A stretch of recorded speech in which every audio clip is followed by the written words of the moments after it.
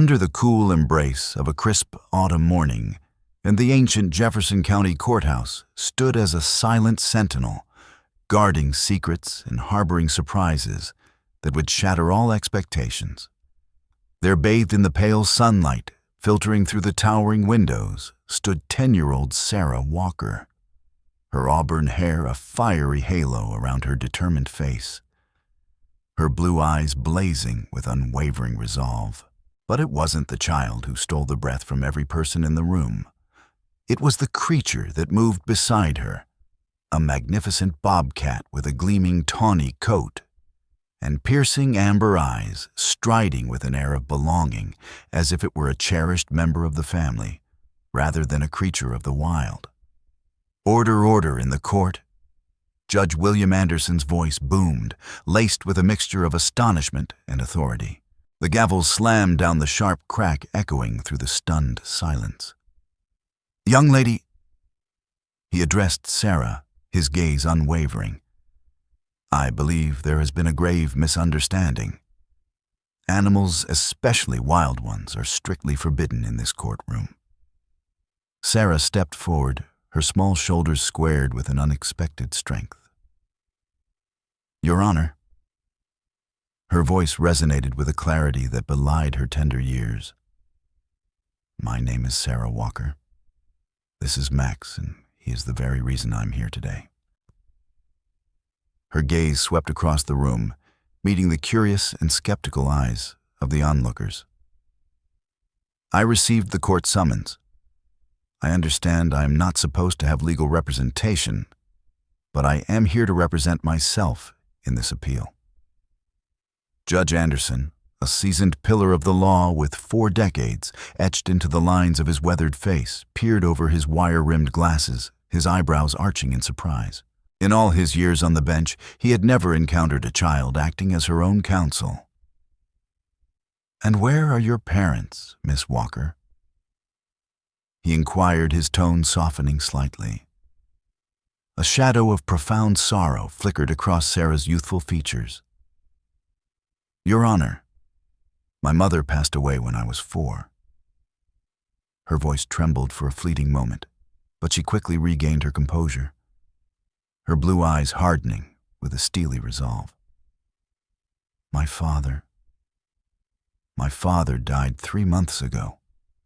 A collective gasp rippled through the courtroom, a wave of unexpected sympathy washing over the initial shock. "My Aunt Clara is my guardian now, but she's waiting outside. She said this was my fight." The judge's expression softened further, a hint of compassion replacing his initial sternness. "I see. And she permitted you to bring a wild animal into a public building?" "Max isn't dangerous, Your Honor," Sarah replied, her voice filled with unwavering conviction as she glanced down at the bobcat, who sat perfectly still beside her, his intelligent amber eyes fixed intently on her face. "He's family." From the prosecution table, a man in a crisp government suit rose to his feet, his demeanor radiating officialdom. "Your Honor." Richard Thompson, the regional director of the State Wildlife Commission, began, his voice sharp and accusatory. "If I may, this is precisely the crux of the matter. That animal." He pointed a condemning finger at Max, causing several spectators to flinch. "Is a wild predator, not a pet, not family. It belongs in a wildlife sanctuary or its natural habitat, not in a residential home with a child." Max's tufted ears twitched almost imperceptibly at the man's harsh tone, but otherwise he remained remarkably calm, his behavior defying every expectation of a wild animal thrust into such an unfamiliar and tense environment. "Mr. Thompson," Judge Anderson addressed the official, his gaze steady. "While I appreciate your concern and your adherence to established regulations, I believe it is only just that I hear what Miss Walker has to say. This is, after all, her appeal." He turned back to Sarah, his curiosity piqued. "Young lady, do you understand why the State Wildlife Commission seeks to relocate your—" Max. Sarah nodded solemnly, her auburn ponytail swaying gently. Yes, Your Honor. They believe that wild animals should remain wild and that keeping Max is dangerous for both him and me. She took a small, resolute step forward. But they don't understand. Max isn't just any bobcat in our situation. Our situation isn't ordinary. Enlighten us then, Miss Walker. The judge said, settling back in his chair, genuine curiosity now eclipsing his initial alarm. Sarah took a deep breath, her small hand resting gently on Max's head, the bobcat leaning almost imperceptibly into her touch. My father was Daniel Walker. He dedicated his life to saving animals at the Wildlife Rescue and Rehabilitation Center in the Shenandoah Valley, nursing them back to health and releasing them back into the wild. Recognition flickered in Judge Anderson's eyes. The wildlife rescuer who perished in the Jefferson Forest fire last summer? Sarah nodded, her blue eyes shimmering with unshed tears. 3 months ago, a wildfire tore through the eastern ridge. Dad received a call that several animals were trapped. He went in, even as the fire intensified. Her voice grew softer, laced with a profound grief. He managed to rescue several animals, but then he found Max's mother. She was gravely injured, and there was a tiny cub nestled beside her. That was Max. The courtroom was utterly silent, every soul hanging on the young girl's every word. Dad tried to save them both, but the fire, it was closing in. Sarah swallowed hard, her voice catching in her throat. He didn't make it out. The firefighters found him the next day. He had wrapped Max in his jacket to protect him from the smoke and heat. His mother, she didn't survive. Thompson shifted uncomfortably in his seat, his initial certainty wavering slightly, but he remained resolute. Your Honor, while this is undoubtedly a tragic and moving story, it doesn't alter the fundamental fact that bobcats are wild animals that require specialized care and environments. They can be unpredictable and potentially dangerous, especially as they mature. This child, however well-intentioned, cannot possibly provide the necessary environment. Sarah's eyes flashed with a sudden fierce determination. Max was only 3 weeks old when Dad found him. I've bottle-fed him, watched him grow, taught him how to be gentle. He has never shown any aggression toward people. She looked down at the bobcat with an unmistakable affection. Dad was teaching me everything about wildlife rescue. He always said that sometimes, in very special cases, animals choose to stay with us. The judge considered her words carefully, his gaze thoughtful. Miss Walker, while your story is deeply touching the law regarding the ownership of native wildlife, is quite clear. What makes you believe that an exception should be made in this particular case? Sarah straightened her small frame, her voice ringing with conviction. Because Max isn't a pet, Your Honor. He is free to come and go as he pleases. We have 10 acres of land bordering the national forest. He has a cat door to the outdoors, and he often ventures into the woods to explore, but he always comes back. She reached into a small backpack she carried and pulled out a thick binder. I've documented everything about Max's care, his diet, his health checkups with Dr. Holloway at the Wildlife Center, his behavior patterns. Dad taught me that proper documentation is crucial in wildlife rehabilitation. Judge Anderson gestured for the bailiff to bring him the binder. As he meticulously flipped through the pages, filled with photographs, detailed notes, and even signed statements from veterinarians, his expression grew increasingly impressed. I've also brought something else, Your Honor. Sarah continued, pulling out a sealed envelope. This is my father's last will and testament. In it, he specifically requested that Max remain in my care with Aunt Clara's supervision, of course. He believed that Max had formed a special bond with me. As the judge examined the document, Thompson rose again, his voice regaining its earlier firmness. Your Honor, while the court may consider the deceased's wishes, they cannot supersede state wildlife regulations designed to protect both people and animals. Miss Walker is only 10 years old. Regardless of her father's training, she cannot possibly provide appropriate long-term care for a predator species. Mr. Thompson. Sarah interjected before the judge could respond, her voice surprisingly steady. Would you like to see how Max responds to me? The wildlife official looked momentarily taken aback, a flicker of uncertainty crossing his face. But he nodded curtly. Sarah turned to the bobcat and whispered something inaudible to the rest of the courtroom. Instantly, Max stood, walked several paces away, and sat down, his amber eyes never leaving Sarah's face. Lie down, she said softly. The bobcat immediately complied, stretching out on the polished wooden floor. Roll over. Again, Max obeyed instantly, rolling onto his back and then back to his stomach. What happened next stunned everyone in the courtroom into absolute silence. Sarah moved her hand in a barely perceptible gesture, and Max walked to the prosecutor's table, sat politely beside a very stiff Mr. Thompson, and gently placed one paw on the table's edge, looking expectantly at the man.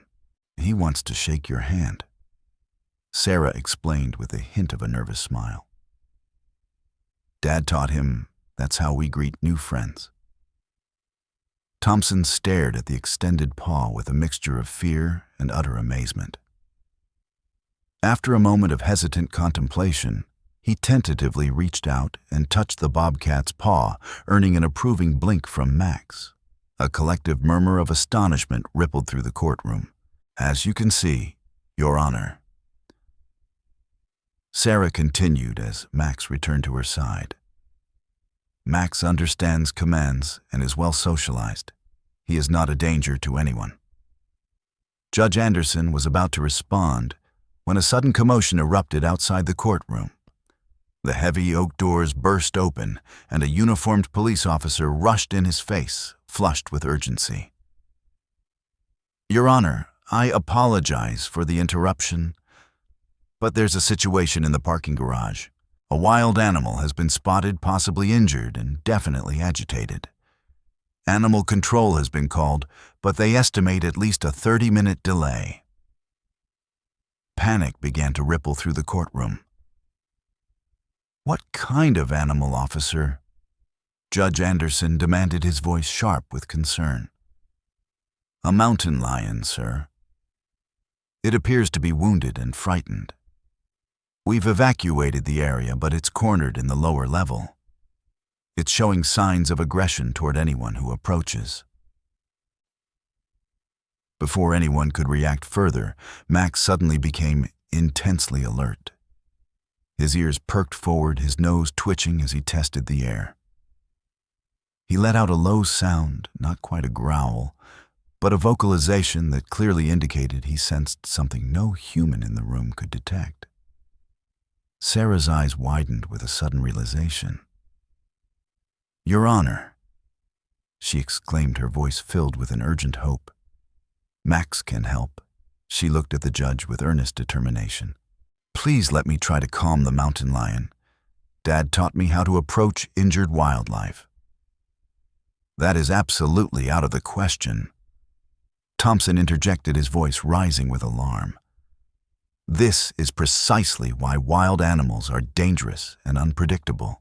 Now we have two predators to deal with. Judge Anderson raised his hand for silence, his gaze fixed intently on Sarah and Max. The bobcat remained alert, but surprisingly calm, showing none of the agitation one would expect if he sensed a threat. Instead, he seemed concerned. Against all conventional wisdom and established protocol, Judge Anderson made a decision that would later be debated in legal circles for years to come. Officer, he instructed, his voice firm but measured, escort Miss Walker and her companion to the parking garage, but maintain a safe distance. At the first sign of danger, you are to remove her immediately. Is that understood? Yes, Your Honor, the officer replied, though his expression betrayed his profound doubt about the unusual order. Your Honor, I must protest in the strongest possible terms. Thompson began, his face a mask of disbelief and disapproval. But the judge cut him off with a wave of his hand. Noted, Mr. Thompson. You are welcome to accompany us and observe from a safe distance. The judge stood removing his spectacles. Court is temporarily adjourned. We will reconvene after this situation is resolved. The unlikely procession, a small girl, a bobcat, a judge, a wildlife official, and several uniformed police officers made their way through the hushed courthouse corridors and down to the cavernous parking garage. The usually bustling structure was eerily silent, and the only sound the occasional crackle of a police radio. On the lowest level, behind a row of parked cars, lay a magnificent mountain lion, clearly in distress. A large gash was visible on its flank, likely from a territorial dispute or a collision with a vehicle. It growled weakly as it spotted the approaching humans, its tail lashing in warning. Stay back, Sarah instructed softly, her voice surprisingly calm amidst the palpable tension. Max and I need space. To everyone's astonishment, the bobcat showed no fear or aggression toward the much larger predator. Instead, he stayed close to Sarah, moving slowly and deliberately at her side. Your Honor. Sarah whispered, her voice barely audible. Do you have any food in your chambers, something like beef or chicken?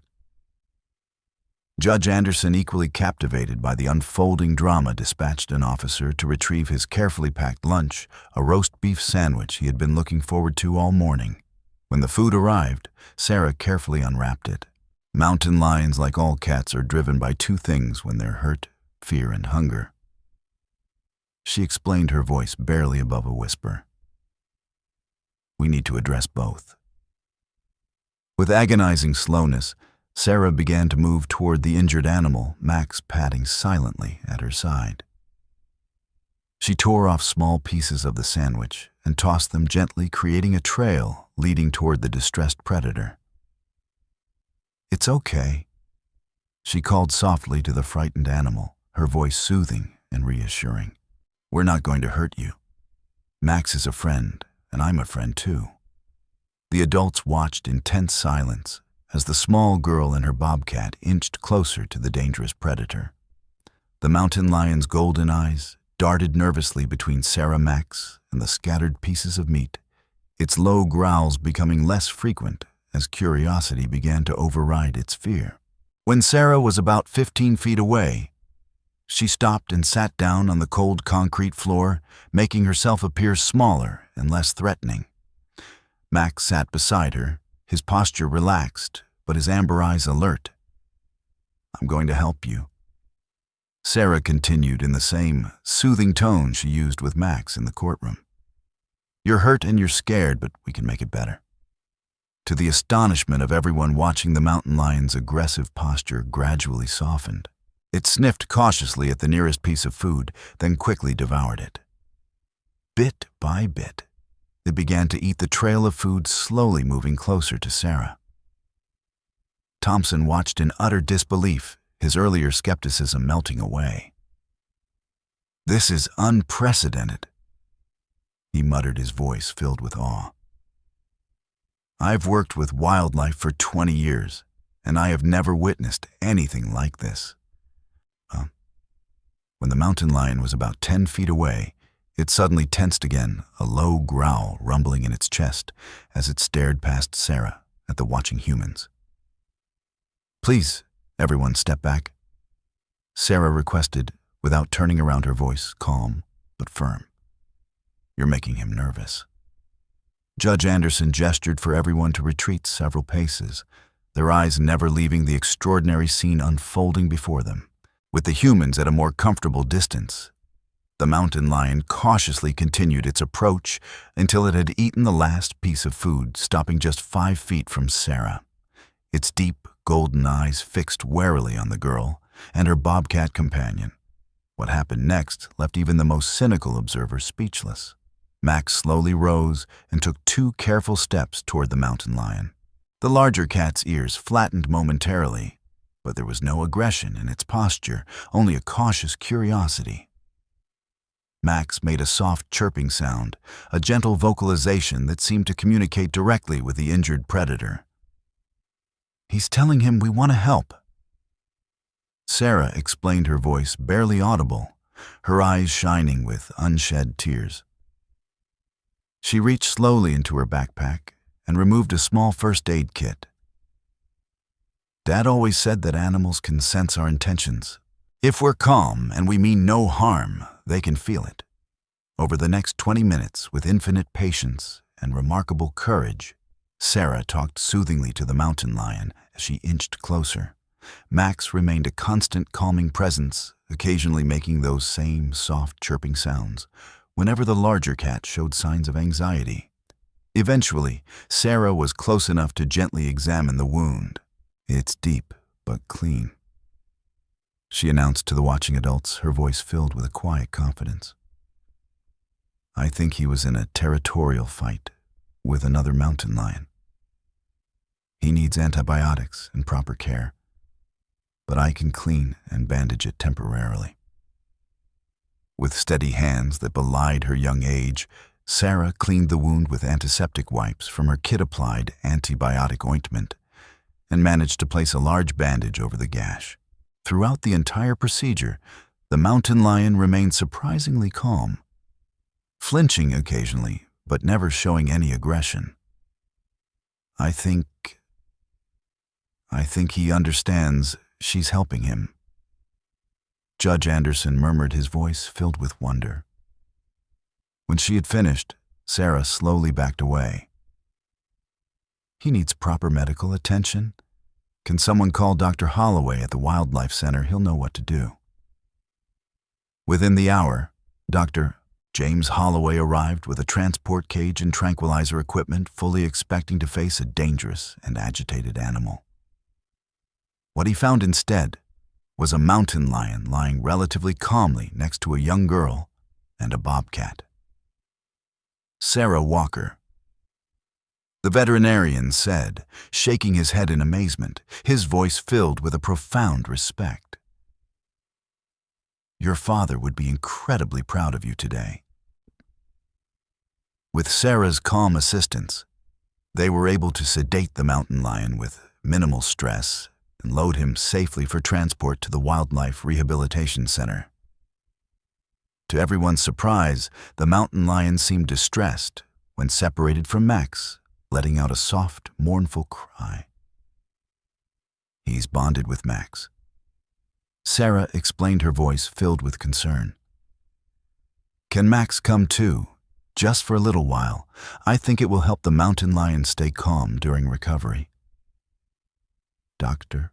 Holloway looked to Judge Anderson, who was still technically presiding over the custody case for Max. The judge turned to Thompson, whose rigid opposition had visibly softened after witnessing the extraordinary events of the day. "Mr. Thompson," Judge Anderson inquired, his gaze thoughtful, "would you consider allowing a temporary delay in your petition while Max assists at the rehabilitation center? It seems we have an unusual situation that may benefit from an unusual solution." Thompson nodded slowly, a look of profound contemplation on his face. "I have never seen anything like what I witnessed today," Thompson admitted, his voice humbled. Perhaps there are exceptions to every rule." He looked at Sarah with a newfound respect. "Your father taught you well, Miss Walker." At the Wildlife Rehabilitation Center, the mountain lion, now affectionately named Liberty by the staff, made a remarkable recovery. Max often lay near his enclosure, his quiet presence providing a strange but undeniably effective comfort to the larger cat. Dr. Holloway meticulously documented the unusual bond between the two wild felines, noting that Liberty's stress levels were measurably lower when Max was nearby. In 30 years of veterinary practice, I have never seen two different wild species bond in this way.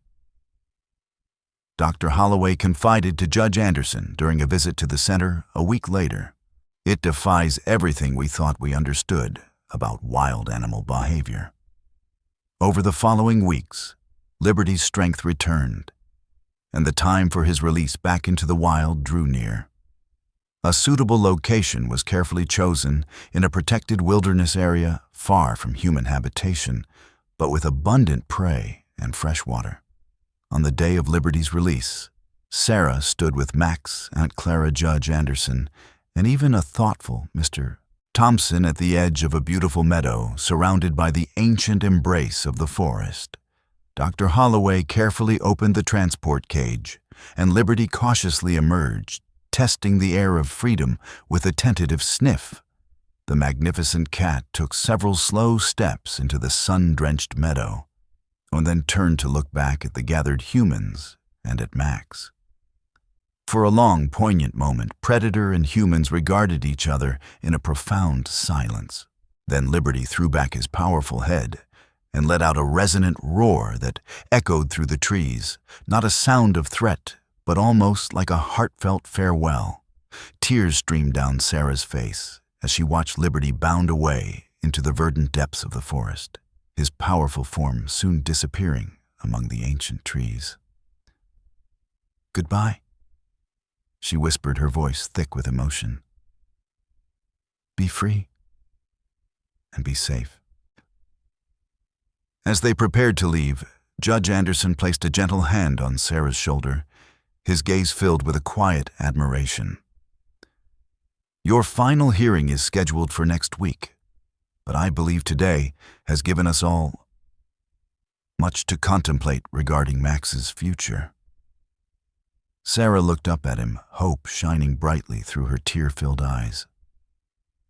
"Max helped save Liberty. Dad always said that sometimes animals and humans are meant to help each other. That's not interfering with nature, it's being a part of it." Thompson, who had remained thoughtfully silent throughout the release, finally spoke, his voice carrying a newfound respect. "Miss Walker, I entered this case believing there were no exceptions to wildlife regulations. Today, I am not so sure." He knelt to be at eye level with Sarah, his expression earnest. "Would you and Max consider working with the Wildlife Commission occasionally? We could certainly use someone with your unusual talents." A week later, in a much less tense courtroom, Judge Anderson delivered his ruling in the matter of Walker versus the State Wildlife Commission regarding the custody of the bobcat known as Max. This court finds that exceptional circumstances warrant an exceptional ruling. He looked directly at Sarah, his gaze conveying a deep understanding. The bond between Miss Walker and Max is clearly unique, as is Miss Walker's demonstrated ability to care for and understand wildlife. He shuffled his papers and continued. "Therefore, I am granting a special wildlife rehabilitator license to Sarah Walker under the supervision of her guardian, Clara Walker, and Dr. James Holloway. This license allows Max to remain in her care while also establishing a legal framework for her remarkable gifts to benefit wildlife conservation." The courtroom erupted in heartfelt applause as Sarah threw her arms around Max, who seemed to understand the significance of the moment, rubbing his head affectionately against her arm in his typical display of unwavering affection. In the months that followed, Sarah and Max became minor celebrities in wildlife conservation circles. Their extraordinary story inspired a special youth program at the Rehabilitation Center where children learned about respectful interaction with wildlife under Sarah's gentle guidance. And sometimes on quiet evenings, as Sarah and Max walked the familiar forest paths on their property, they would hear a distant mountain lion's call echoing through the trees. Whether it was Liberty or another of his wild kin, Sarah liked to believe, it was a poignant reminder that the boundaries between wild and tame, between animal and human, were perhaps not as rigid as people often believed, that in a world that too often separated nature from humanity, Sarah and Max had found a precious middle path, one built on mutual respect, profound understanding, and the unbreakable bond that can form when different species recognize something vital and beautiful within each other. Valuable lesson. The extraordinary story of Sarah and Max reminds us that the bonds between humans and animals can be deeper and more profound than we often imagine. It challenges us to look beyond rigid rules and regulations and to recognize the unique connections and abilities that can exist when compassion and understanding guide our interactions with the natural world. Sometimes the greatest lessons in life come from unexpected places and from the hearts of those who dare to see beyond the ordinary. What are your thoughts on Sarah and Max's incredible bond? Share your comments below. And if you enjoyed this heartwarming tale, please hit the like button and subscribe to our channel for more inspiring stories. Don't forget to click the notification bell so you won't miss any of our new content. On a scale of 1 to 10, how would you rate this story?